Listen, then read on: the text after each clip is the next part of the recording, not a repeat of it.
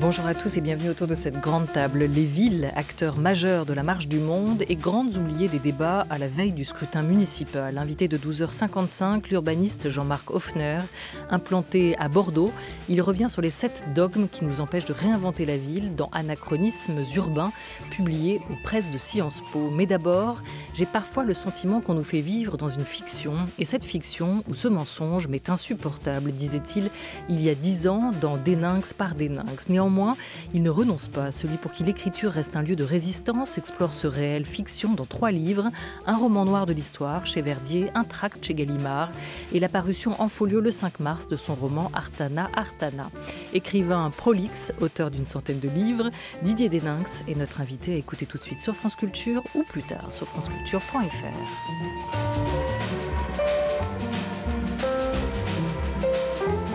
La grande table. Olivia Gesbert.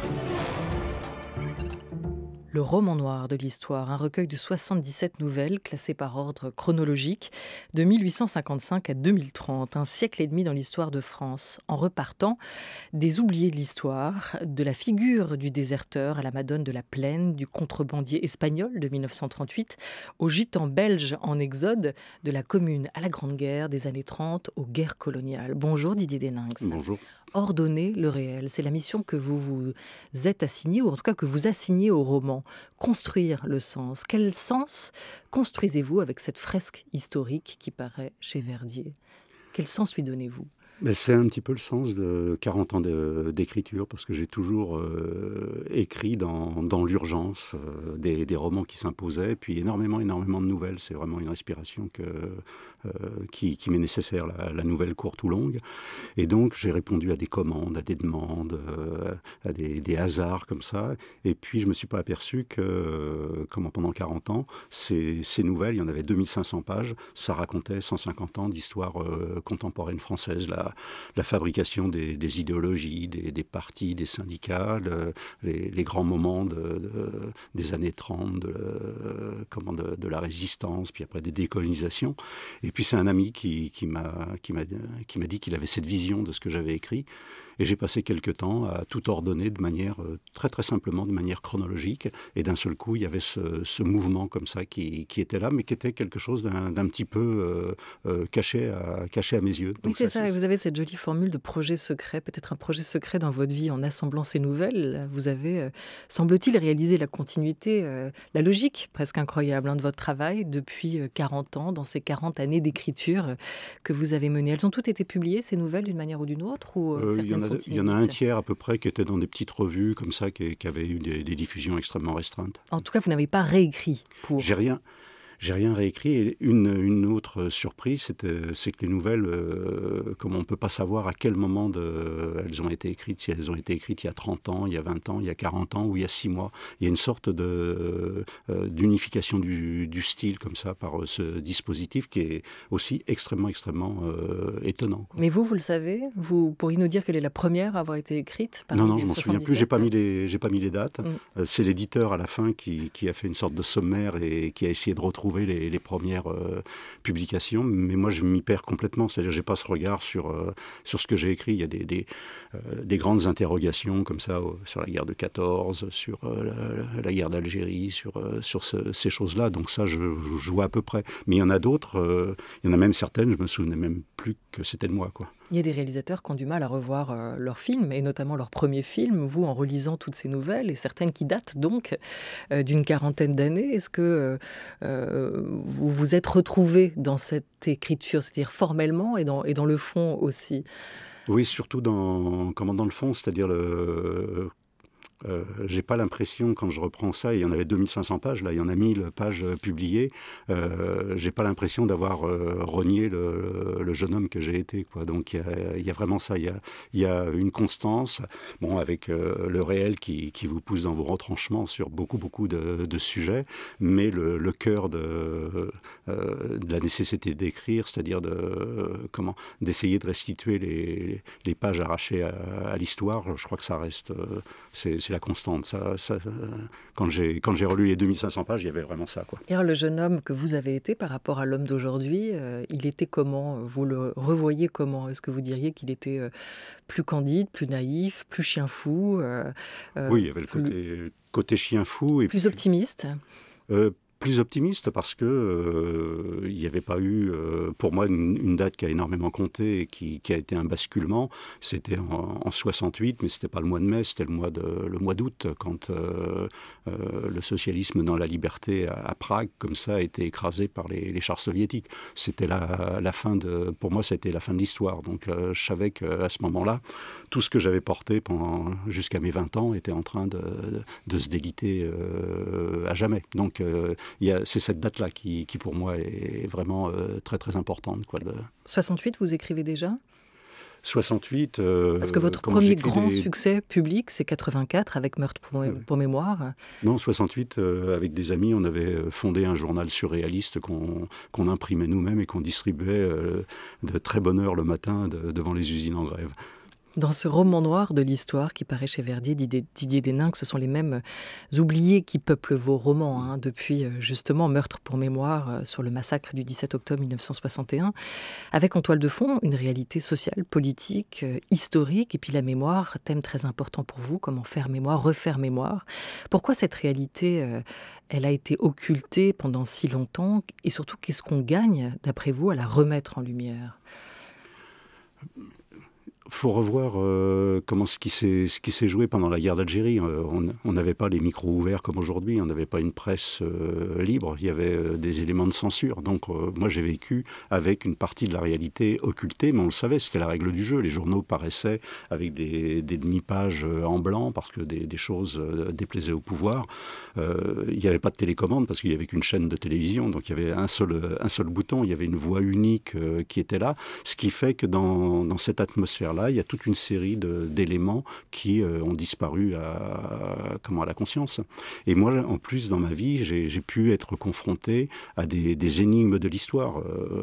La famille avec un grand-père déserteur qui m'a élevé. Donc le thème de la désertion, c'est quelque chose aujourd'hui qui est commun, mais dans les années 50, c'était quelque chose qui était de l'ordre du tabou. Puis la guerre d'Algérie, c'est la mort de manifestants, puis une voisine qui est tuée, une amie de ma mère, puis une autre voisine qui a beaucoup compté, qui s'appelait Madame Renaudat, qui a été piétinée à Charonne, et elle est restée pendant 20 ans sur son lit, sans plus jamais dire un mot, sans jamais plus faire un geste. Et ces gens-là, comment leurs noms ont disparu, leur expérience tragique a disparu. L'histoire, une journée, le 8 février 62, pour elle, ça a duré 20 ans jusqu'à sa disparition. Et personne n'a jamais été jugé coupable de ce martyre. Et donc là, aujourd'hui encore, il y a une demande de justice. Et ce que ça apporte, par exemple, le long combat que j'ai mené et que je mène encore sur la reconnaissance du 17 octobre 61, du massacre des Algériens, j'ai assisté à une chose bouleversante à Nanterre, là où il y avait le bidonville. Un jour, il y a une rue qui s'est appelée la rue du 17 octobre 61. Il y avait des gens qui étaient là, des familles de victimes, et c'était le seul endroit au monde où on parlait des leurs qui avaient disparu, une plaque de rue.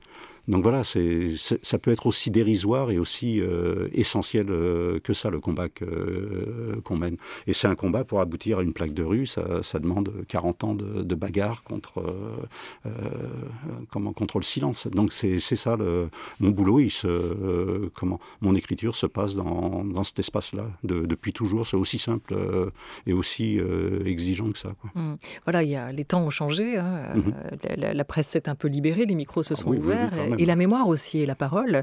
Mais ce projet, il reste intact, cette nécessité de faire vérité, de mettre en lumière aussi les oubliés de l'histoire. Et c'est aussi le fil conducteur de votre travail, de votre écriture, Didier Desninck. C'est aussi un besoin, une nécessité qui était au cœur d'un projet que vous connaissez bien, le Métron, le dictionnaire biographique du mouvement ouvrier et du mouvement social, auquel fait penser votre roman noir de l'histoire par certains aspects. À l'occasion de la parution de son livre « Voyage en terre d'espoir », promenade subjective dans ce Métron, Edwy Plenel, le boss de Mediapart, nous parlait de ces deux facettes de l'histoire, l'histoire musée des dominants et l'histoire en construction des dominés. C'est une vieille bataille. Il y a l'histoire antiquaire, c'est une formule de Nietzsche, c'est l'histoire musée, c'est l'histoire qu'on enferme, qu'on fige, c'est l'histoire qui vous assigne justement, qui vous immobilise. Elle crée aussi cette République sans adjectif. Dressez l'oreille quand vous entendez des gens parler de la République et ne pas rajouter démocratique et sociale. Ce sont des gens qui veulent que la République soit immobile, qu'elle ne bouge plus, qu'elle soit du côté des possédants, du côté de ceux qui sont justement les vainqueurs, l'éternité des vainqueurs, qui n'ont que leur loi de pouvoir et de puissance et d'avoir. C'est l'histoire des méconnus, des moins connus, c'est cette histoire. Jamais il n'y a de grands hommes. Les grands hommes n'existent que parce qu'il y a des peuples. Vous nous interrogiez sur Fidel Castro, c'est le peuple cubain qui fait une révolution. Ce n'est pas Fidel Castro, c'est une dynamique. Et il faut sortir, même s'il y a un rôle des individus dans l'histoire, de cette façon de ramener des événements historiques à un seul, au grand temps et au grand même du pouvoir et de l'identité. Voilà. Vous êtes d'accord avec cette lecture de l'histoire, cette manière de la présenter? Oui, bien sûr. Puis le Métron, c'est une aventure à laquelle j'ai un petit peu participé. J'y suis même entré par effraction dans le dictionnaire des anarchistes. Qui vous y avez invité? Les responsables du Métron? Oui, aussi, il y a une petite annexe comme ça sur le mouvement anarchiste, comme ça. Puis c'est pareil, c'est un combat de ressusciter des parcours comme ça. Il y a certaines notices que j'ai alimentées, quoi. Vous allez retrouver les Kanaks de Cannibal et de Retour d'Ataï prochainement dans un nouveau roman. La Nouvelle-Calédonie, au temps des indépendances, ce sera le thème de votre prochain roman. Ils sont là aussi, les Kanaks, dans ce roman noir de l'histoire. Ils ont leur place. Oui, bien sûr. C'est à chaque fois la surprise comme ça. Comment se traduit l'esprit colonial? Pour les Kanaks, pendant la guerre de 14, il y en a 1 millier qui sont venus combattre au chemin des dames. Et sur les Kanaks, il y en a 50% de pertes. Et il y avait aussi dans le régiment des Caldoches, c'est-à-dire des Calédoniens d'origine européenne, qui ont eu 25% de pertes. Et en me baladant à Nouméa, c'était au début des années 2000, il y avait le monument aux morts. Et sur le monument aux morts de Nouméa, de la guerre de 14, il y avait tous les noms des Caldoches, des jeunes tués d'origine européenne. Et il y avait uniquement un chiffre pour les Kanaks. Et donc, il y a eu un combat à mener. Donc ça, c'est vraiment la vision que j'ai de la manière dont l'histoire coloniale, pour beaucoup de gens, c'est une histoire qui est terminée. La parenthèse s'est totalement refermée. Et quand vous êtes là avec les gens, vous voyez la manière dont l'idéologie coloniale dicte encore sa loi dans les territoires de la République. Et il y a encore énormément de choses à regarder, à déconstruire et puis reconstruire une histoire qui soit une histoire beaucoup plus plurielle, quoi.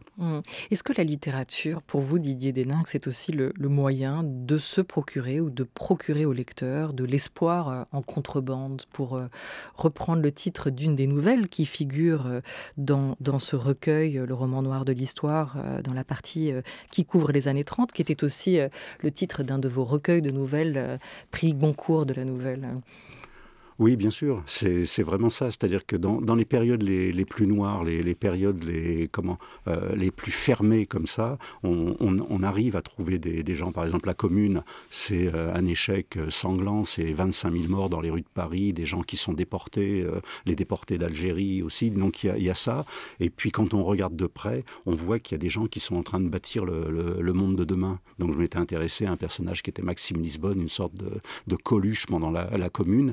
Et on a des gens qui, dans la période de la plus grande nuit, comme ça, arrivent complètement à donner le là pour les temps à venir.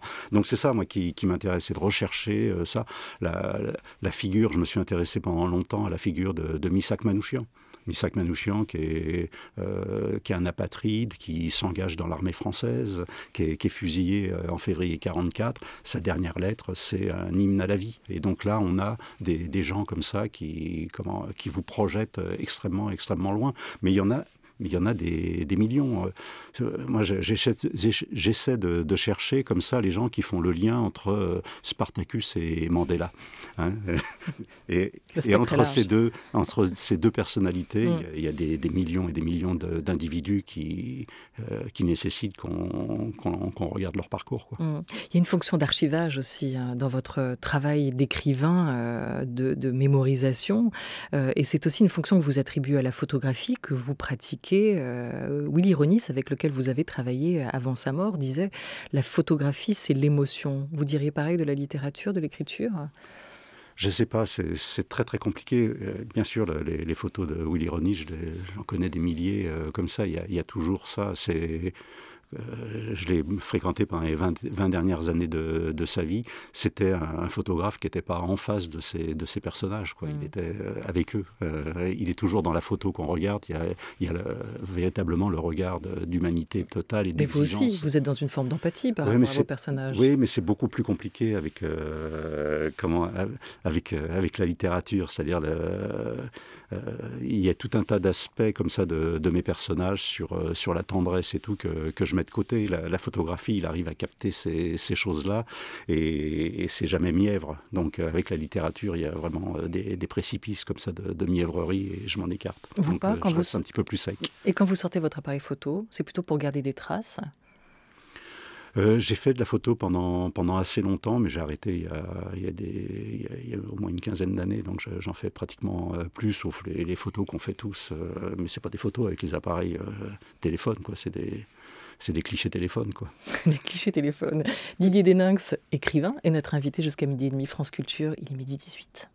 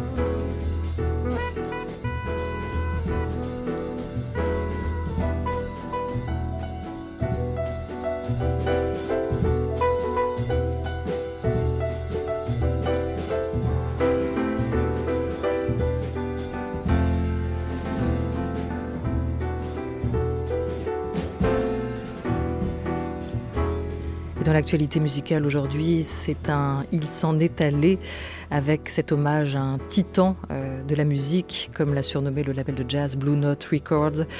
My Favorite Things par le quartet de John Coltrane, avec au piano cet ex du mythique quartet, le pianiste McCoy Tyner, qui est décédé le 6 mars dernier, vendredi, à l'âge de 81 ans. France Culture. La grande table. Olivia Gesbert.